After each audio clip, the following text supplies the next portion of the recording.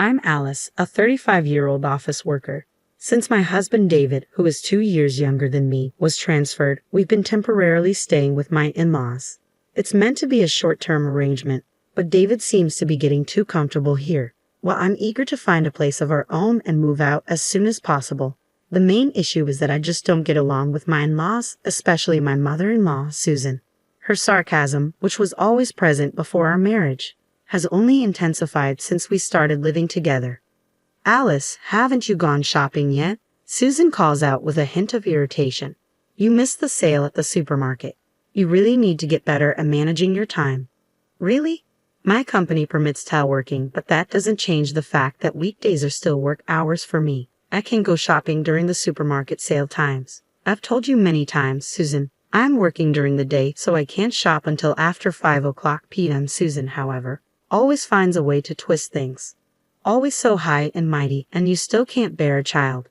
Barren as you are, she snaps, as usual. David and I don't have children. We haven't pursued extensive medical testing, so we're not sure who might be the issue. I wanted children, but with David's earnings, expensive infertility treatments were beyond our reach. Susan's sarcasm was a problem even before we started living together, but it was more bearable when we were apart. Now, living under the same roof, I'm subjected to her sharp remarks around the clock. My father-in-law, Mike, doesn't direct his sarcasm at me, but his attitude is just as frustrating. He seems to view any woman over 30 as old, and now that I'm 35, he treats me like I'm practically a senior citizen. Hey, old lady, hand me the ashtray. Why are you wearing a skirt? Nobody wants to see an old woman's legs, Mike says with his usual dismissive tone. If I'm an old lady, then what does that make him at 60? I want to snap back, but I know it'll only make things worse. I'm not one to stay silent when I'm mistreated, so I often respond to my in-laws' rudeness. Unfortunately, this just earns me a reputation for being disrespectful and makes our relationship even more strained. The constant tension in the house is wearing me down, and I'm reaching my breaking point with living together. Meanwhile, David's work has become more demanding since his transfer, with increased weekend shifts and frequent business trips. We haven't had a chance to discuss moving out. Alice, I've got another business trip this weekend. You just had one yourself. Your new branch really requires a lot of travel, David says. His previous job involved overtime but very little weekend work or travel. Can't help it, right? Jobs change with the workplace. That's true, but this change is extreme. Because of it, we haven't been able to start looking for a new place, even though staying with my in-laws was supposed to be temporary. What if we end up stuck here indefinitely? I ask, my voice tinged with fear. Then one day, while unpacking David's bag after he returned from a business trip, I found a piece of paper tucked in a pocket. At first, I thought it was a receipt for his flight and hotel, but when I looked closer, I was stunned. It was a printed reservation for a hotel stay, complete with tickets to a theme park for 2 people. The date on the receipt was for yesterday, the same day David was supposed to be on his business trip. David's company is involved in seafood, not theme parks, so it's clear he wasn't on a business trip as he claimed. Instead, he spent 2 days at a theme park. The reservation for 2? It's a safe bet he went with someone else. As I stood there, stunned, I could hear David humming in the bathroom. It's a world of laughter, he sang, the theme song from a well-known attraction. He must be humming it, reminiscing about his time at the park. Although I'm certain the attraction isn't at the park he visited, it seems that on a trip like this, the specific attractions are irrelevant. Enraged, I considered confronting him in the bathroom, but just then, David's phone rang. Fueled by irritation and lacking composure, I picked up the call. Hello, I said, my voice sharp with anger. For a brief moment, I heard a young woman's voice on the other end of the line before the call abruptly ended. It had to be the woman David went to the theme park with, his mistress. When she heard my voice, she must have panicked and hung up. I immediately checked David's call history. Not being very security conscious, David's phone was probably protected by a simple password, likely his 4-digit birthday. I guessed correctly, and the phone unlocked without issue. What I found inside made my head spin. His phone was filled with irrefutable evidence of his affair, selfies with a young woman, all taken during times he claimed to be on business trips or working weekends. He was dangerously careless, leaving such explicit photos easily accessible. I scrolled through the call history once more and found a contact named Emily. I searched for that name in his social media friends list and opened their chat. David, I love you. I can't wait to become your wife. The message read. Emily, it seemed, was hoping to marry David. A homewrecker, perhaps. As I wrestled with this revelation, David emerged from the bathroom. Ah, I feel so refreshed, he said casually, drying his hair with a towel. I seized the moment to confront him. Refreshed? What exactly are you refreshed from? It looks like you've been enjoying yourself in more ways than one. Who's Emily? He asked, his face going pale as soon as I mentioned his mistress. So it's true. You've been lying about your business trips and spending time with a woman named Emily. I can't forgive you for these lies. How did you? What the? He stuttered. I pulled out his phone and showed him the damning evidence. This phone has all the evidence I need, I said firmly. You went through my phone. That's a breach of privacy. David protested. A man who cheats and shows such a blatant disregard for morals complaining about privacy is almost comical. If you didn't want this exposed, you should have protected your phone better. I made a promise when we married. No cheating, or it's an immediate divorce. I've always upheld that promise, and I can't continue being married to someone who pursues other women. It's time for us to get a divorce. To my surprise, David simply nodded in agreement. Yeah, I guess so, he said. His reaction was unexpected. I thought he would fight it more. Was he already bracing for a divorce the moment his affair came to light? I'll start preparing the paperwork tomorrow. You should talk to your parents, David said. His easy agreement surprised me, but once I make a decision, I stick to it. So this is the end of our married life. The next day, I felt a pang of sadness as reality set in. I left early in the morning to handle the divorce paperwork and run some errands. When I got back late at night, David and my in-laws were waiting for me. You're finally back. I was wondering where you'd disappear to, Susan said, her tone dripping with sarcasm. Given that David was there, they must have known about his affair and the impending divorce. Shouldn't they be offering apologies or at least acknowledging the situation before making snide comments? Instead of expressing any regret, Susan said something utterly shocking. Well, it's about time. I'm actually relieved you're leaving. I didn't want to see your face any longer, so it's good you were out all day. What do you mean by that? I asked, my voice edged with confusion as Susan gave me a smug smile. Just what I said, Susan sneered. I've grown tired of seeing your face. Even though David finally returned, you've been an obstacle. I tried to drive you out with my nagging, but you, with your lack of charm, just argued back, so I had to use my last resort. Last resort? I asked, puzzled. Susan's smile turned cunning. You know David's girlfriend's name, right?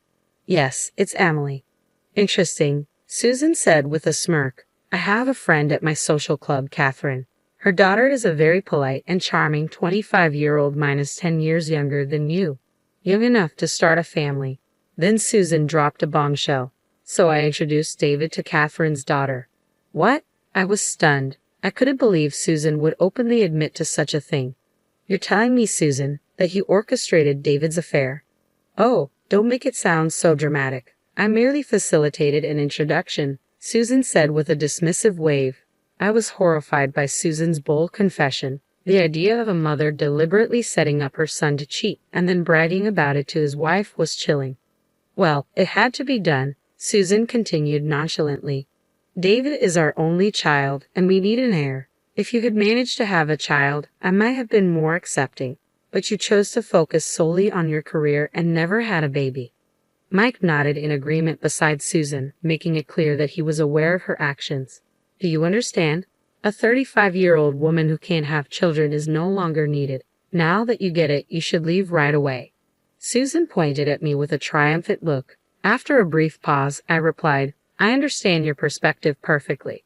As you wish, I'll leave. I'll take all my belongings with me. Sure, do as you please. You don't have much anyway. Should I send someone to help you? Susan offered with a smirk, clearly misjudging the situation. But the real irony was on me. No need, I've already taken care of everything, I said calmly. Ha! Susan's surprise was evident as she noticed I wasn't upset or falling apart. Besides, Susan, I already knew you were helping David with his affair. I smirked at Susan. What do you think I was doing all day? If it had only been about preparing divorce paperwork, it wouldn't have taken so long. I spent the day arranging the move and meeting with Emily. What? You met with Emily? David's voice was filled with panic. Why wouldn't I? Did you think I wouldn't confront her after discovering your betrayal? When I found her number on your phone yesterday, I made sure to call her. With a resolute tone, I continued, poor Emily, though. When I called her and introduced myself as David's wife wanting to meet, she was stunned. Apparently, you told her you were single. I made sure she knew the whole truth. David, Susan, and Mike were visibly shocked. They hadn't expected me to take such decisive action in just one day. Emily was devastated when she realized she had been the other woman without knowing it, and Catherine was furious. She even considered suing for marriage fraud. I felt so sorry for her that I promised to support her in any way I could. What? David's voice trembled, and Susan looked equally stunned by Emily's unwitting involvement. I've decided not to seek compensation from Emily. Instead, I'll be increasing the compensation demanded from you, David, and from you too, Mike and Susan. Compensation? Why should we have to pay? Mike blurted out, panic rising in his voice. David may be responsible for his actions, but we're not involved, Mike added, clearly shocked. It seemed they had expected David to bear the full burden of compensation for his affair, never anticipating they would be held accountable as well. There's no such thing as a free pass. You're all involved. The emotional distress caused by your harassment as in-laws is more than enough reason for compensation, I said with a dismissive smile, leaving Mike grumbling in silence. And have you forgotten my profession? I work at a law firm. I'll be consulting with Michael, our head attorney, to determine the amount of compensation we can pursue. I had, of course, already contacted Michael at the firm earlier that day. What? Mike stammered in disbelief. Just then, the sound of a car pulling up to the front gate was heard. Ah, they're here. Hey, it's the moving service, I said with a broad smile, heading towards the door. Thank you for coming on such short notice. I apologize for the late request. No problem at all. We had a slot open for tonight's service, and it worked out perfectly since I finished my errands late, the mover said. Great. Please get started and be extra careful with the fragile items, I instructed as I welcomed them inside. Several movers began packing up my belongings, including my clothes, books, computer, and the appliances from the living room and kitchen. Wait a minute, I heard Susan's voice as the movers efficiently packed everything. Hey, don't take that. Those items belong to us, she protested. No, these are all mine, I said firmly. I brought them into the house when I moved in with David. The in-laws' house had only outdated appliances when we arrived. As someone who loves gadgets, I couldn't tolerate that, so I brought my own from my previous apartment. Susan has gotten used to them and mistakenly assumed they were hers. The robot vacuum, cordless cleaner, the multifunction oven, the IH cooking heater, the negative ion hair dryer, and the espresso machine. You're taking everything. How greedy, Susan shouted, trying to lunge at me, but David stepped in to stop her. Mom, it can't be helped. All those things belong to Alice, David said, clearly resigned to the situation. Susan wasn't ready to concede, though. Once you've experienced the convenience of modern appliances, you'll find it hard to go back. If you're unhappy, you can always buy new ones. Though, after paying the compensation, I doubt you'll have the funds for such luxuries. As the movers continued to load my belongings onto the truck, I directed them, please deliver these to my new address. I'll meet you there. I watched as the moving truck pulled away before getting into my own car. Where's that truck going? David called out, his voice tinged with concern. Where's the truck going? To my apartment, of course. The one I owned before your transfer. I put it up for sale with a real estate agent when you were transferred, but the price was set too high, and it never sold. I never let it go, despite the agent's repeated suggestions to lower the price. Who would have thought it would come to this? I fastened my seatbelt and chuckled. In a way, I might have been prepared for this. David looked bewildered. I set the asking price higher than market value on purpose so it wouldn't sell, allowing me to return if necessary, I explained. David sank to his knees, overwhelmed by my revelation. You heartless woman, he muttered. Susan charged at me, shoving me aside while yelling. As I groaned in pain from the impact, she attempted to attack further by throwing a cutting board at me. Just then, a black figure darted into the fray, colliding with Susan and sending her sprawling to the ground with a startled cry. Thank you, Midnight, I said as I gathered the stray cat Midnight into my arms. I quickly climbed into the moving truck and sped away from the chaos. I wasn't sure why Midnight appeared, but with his strong sense of justice, he must have come to my rescue. I promised to reward him with some treats later. Following the incident, David and I finalized our divorce. My law firm filed for compensation from David and his parents. Michael, the head attorney, took on the case pro bono, using it as an opportunity to mentor the younger associates. Despite the young lawyers handling parts of the case, I felt reassured by Michael's experience and support. Michael also took on Emily's lawsuit, pursuing both criminal and civil charges with renewed enthusiasm, as it had been a while since he handled a criminal case. After paying compensation to Emily and me, David's parents will likely have to sell their house, and it still might not cover everything. The idea of them facing a life of debt and poverty almost brings a smirk to my face. Now that I'm single, life without David and his deceitful parents feels like a breath of fresh air. For now, I'll revel in my carefree single life in my apartment, enjoying the company of Midnight, the stray cat I brought with me.